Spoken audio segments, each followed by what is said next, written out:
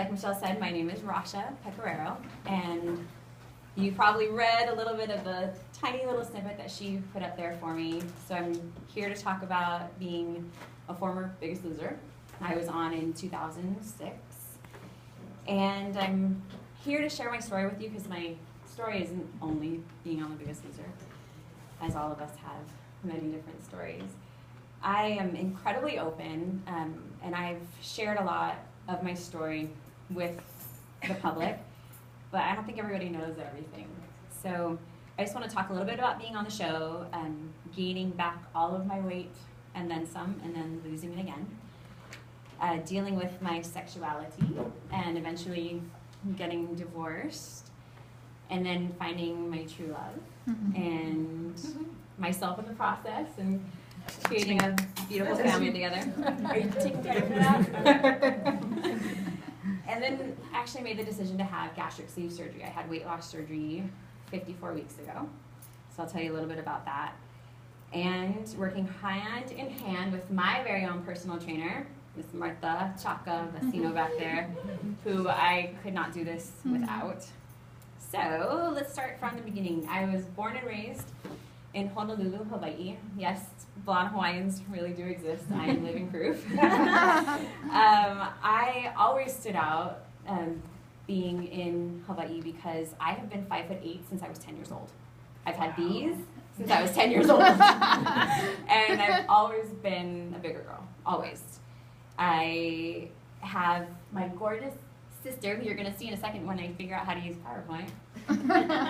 So that's me and my sister. So we were different colors and different sizes my whole life. That's my mom, our mom, and obviously we have different dads. She doesn't tan a lot better than I do. She's really half black, but that's our family. And that's what I looked like growing up. I was always bigger, chubbier, and if anybody knows anything about being in Hawaii, little people there, and they're really skinny, so I always kind of stood out. I've always struggled with my weight. I can't imagine, or I can't even remember a time when I didn't. I've seen pictures of myself, like when I was like a skinny girl until I was like 7. Coincidentally, that's when I moved in with my dad full time and got to see my mom on the weekends, and I'll talk about that in a little bit. Despite being a bigger girl, I was an athlete. I started playing softball when I was 7 years old. I started playing volleyball and basketball. I ended up even, being the captain of the softball team, and I was all-state, all-star, all those accolades despite my size. And I later, when I left Hawaii, I ended up coming here for a year, and then I ended up going to Los Angeles, and I was training for the Olympic softball team in 2004. I was training in 2002, but training to be an alternate on the 2004 team. But I actually, that's the first time that I hired a personal trainer in Los Angeles because I just wanted to, have that extra something in order to get on the team. So we did some crash dieting. I did Atkins, no sugar, no bread for a month. And I'm not going to name drop. Yes, I am. So it was in Los Angeles, and I had a celebrity trainer there. His name was Tony English, and he happened to be, he's amazing. Except he had this no sugar, no bread, challenge, and Exhibit was in the challenge with me, and this girl beat Exhibit. I lost 30 pounds in 28 days, and he lost 29. So I won $450. He didn't need the money. I did. But anyway, the training was incredible. My body, though, it didn't react well to that crash dieting. Like, I was sick, emaciated. I felt horrible. I was working out with my amazing sister, who that's more tween years of me. I'll get to that in a second. And I knew that the personal training was awesome, but the crash dieting was not great for me. So as soon as I put carbs back into my body, I gained all the weight back. And right before that, since I was still training for the Olympics at that time, I ended up tearing all the ligaments in my ankle, and I ended up not being able to try out for the team. But I am a firm believer that everything happens for a reason. And I ended up getting engaged to a guy I dated when I lived here before, so I ended up coming back to Portland. And at that time, in 2003, I was signed with Q6 Model and Artist Management here in Portland as a plus-size model. And I've been a plus-size model ever since. Proudly representing beauty at any and every size. I felt beautiful, I'll tell you right now, I felt beautiful at almost 300 pounds, and I feel beautiful now. It's never been about beauty for me. But I came back here, I got engaged to him, started becoming, modeling, and I thought that I had this idyllic life, and I was always really positive and happy, and it just didn't really feel quite right. And so I saw The Biggest Loser, the first season of it, and I bawled my eyes out. I'm like, I want to lose weight. I want to be skinny. I've never been skinny. I've never felt what my sister felt, and she was always amazing. Her and my mom always told me I was beautiful no matter what my size was. I was always active. I just never knew what that felt like. So I decided to try out for The Biggest Loser, and I did it to be on TV and to be skinny. I know that's why I did it. I'm like, oh my God. And I tried out for American Idol, America's Next Top Model. I was told I was too big by Tyra, which I got to tell that. Oh, it's okay. I got to go on her show and talk to her about it. It was awesome. But then I even tried out for The Real World, New Orleans. Nice. Probably good that I didn't, but I'm not sure. I was way too gullible and naive, so it's good that I didn't.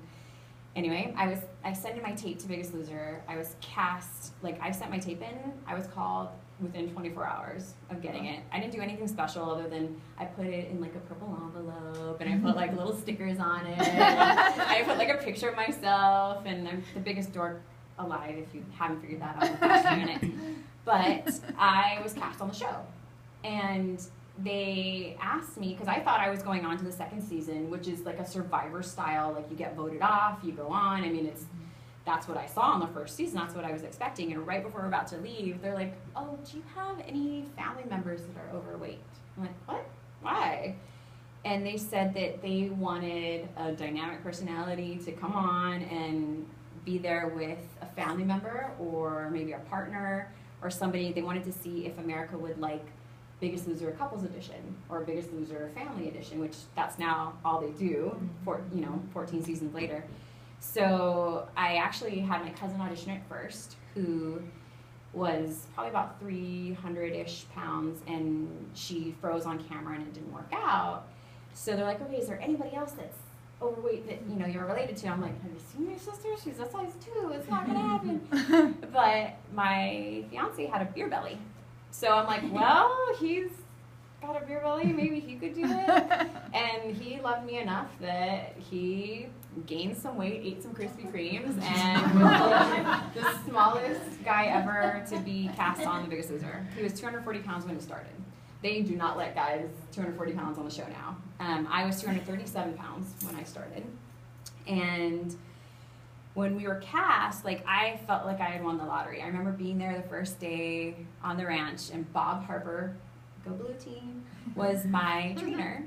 And he told me, he's like, do you know that 70,000 people auditioned to be on this season, and you were picked?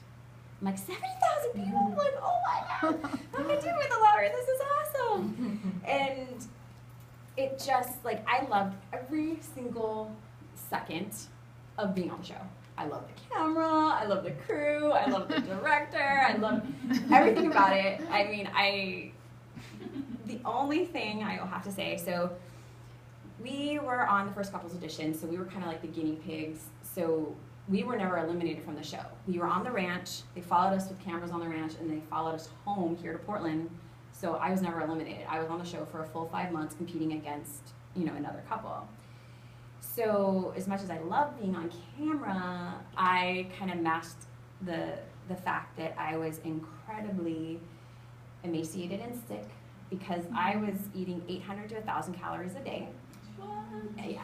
And working out 6 hours a day when I was on the ranch. Wow. And then when I came home, they don't show this on TV, but 24 Hour Fitness was the sponsor at the time, so they hired each of us our own personal trainers. So they worked out with us every day. So I worked out with a personal trainer for 2 hours a day, and then I did cardio on my own for 2 hours a day. And I was still modeling at the time, and I had a day job. So it was a little intense, and I always just felt sick and emaciated, and I just didn't feel good. I never got to work out really with my